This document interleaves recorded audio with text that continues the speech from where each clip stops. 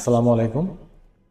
বাচ্চাদের যে হাইড্রোনেফ্রোসিস, পিইউজি অবস্ট্রাকশনের কারণে যে হাইড্রোনেফ্রোসিস হয়, আমরা সেক্ষেত্রে যখন অপারেশন করি তখন এই অপারেশনটাতে আমরা যেই জায়গাটায় ব্লক থাকে সেই জায়গাটা কেটে নতুন করে আবার জোড়া দিয়ে দিই। এটাকে পাইলোপ্লাস্টি অপারেশন বলে।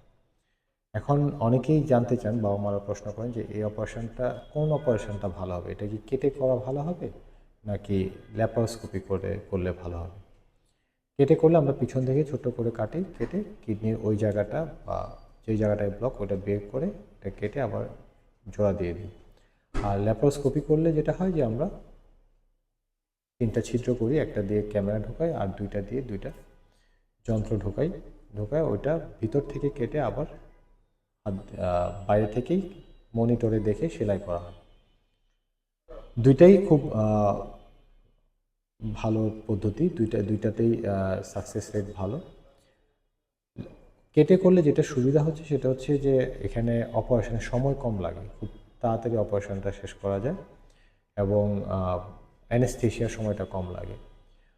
আর অপারেশনের পরে একটু ব্যথার ওষুধটা বেশি লাগে যেহেতু কাটা হয় ওই জায়গাটা। আর যদি আমরা ল্যাপারোস্কোপি করি সেক্ষেত্রে অপারেশন টাইমটা একটু বেশি লাগে, যেহেতু মেশিনটা সেট করা এবং মনিটরে দেখে দেখে সেলাই করতে একটু সময় বেশি লাগে এবং অ্যানেস্থেশিয়ার সময়টা বেড়ে যায়। কিন্তু অপারেশনের পরে আবার ব্যথা কম হয়, রিকভারিটা ভালো হয়। কিন্তু দুই ক্ষেত্রেই সাকসেস রেট মোটামুটি ভালো। তবে একেবারে ছোট বাচ্চাদের ক্ষেত্রে ল্যাপারোস্কোপিটা অনেক ডিফিকাল্ট হয়। অনেক জায়গায় অনেক সময় ছোট বাচ্চাদের জন্য এত ছোট যন্ত্রপাতি থাকে না, সেক্ষেত্রে কেটে করাটা নিরাপদ হয় বেশি ছোট বাচ্চাদের ক্ষেত্রে।